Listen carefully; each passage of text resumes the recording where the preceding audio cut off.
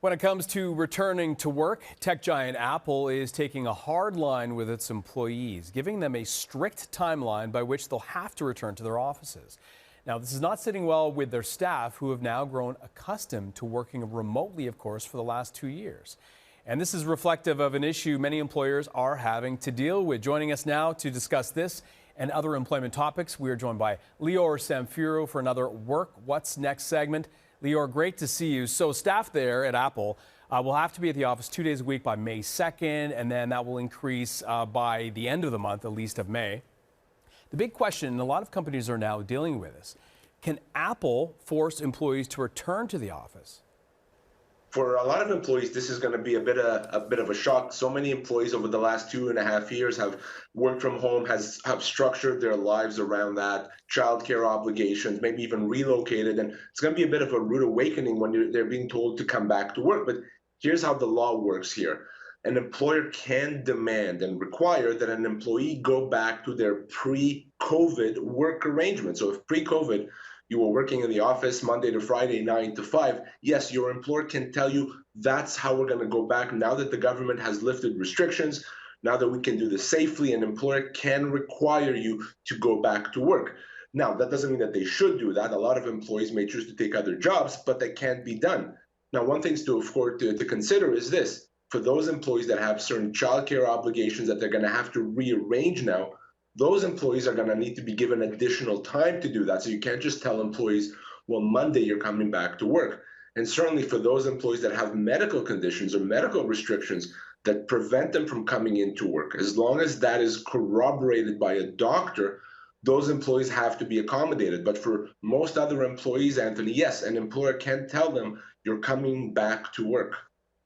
So aside from enforcing a return to the office, are there other changes that employers can implement in terms of their terms if they come back? And that's certainly something that I've seen a lot, employers changing hours, changing pay, changing responsibilities. So here's where the law stands in that regard.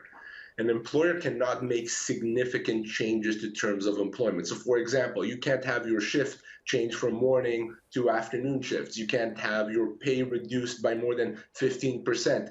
You can't be demoted to a position that may be embarrassing.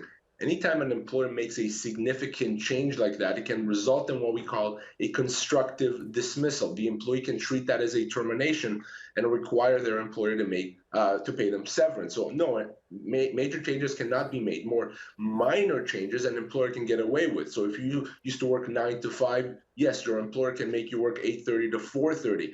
But beyond these minor changes, employers that impose significant changes are taking a risk and potentially may face constructive dismissal claims. And we also keep hearing that, there's a really hot job market, so it's an employee's market right now, which leads into sort of the return to work, whether the companies can afford to lose these people, given all this. They say, because on the one hand, they want the workplace culture, they want perhaps, in their eyes, the efficiency, whether that's true or not, but they can't necessarily afford to lose people. That's true, isn't it?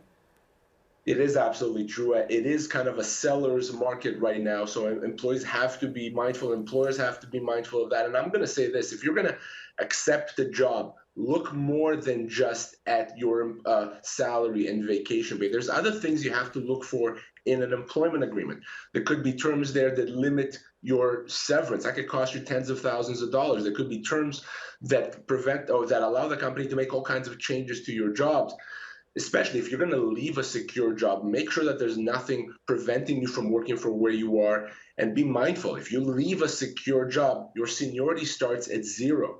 So if you're going to be let go, then that's going to impact your severance. So you may want to negotiate better severance terms. Now that employees are in demand, you can do that. You can make these demands. You can drive a harder bargain. So certainly employees should keep that in mind. It's an interesting, delicate balance, and that is where you come in to provide that expert advice. We appreciate this, as always, Lior. That is our employment lawyer, Lior Samfiru. Thank you. Thank you, Anthony.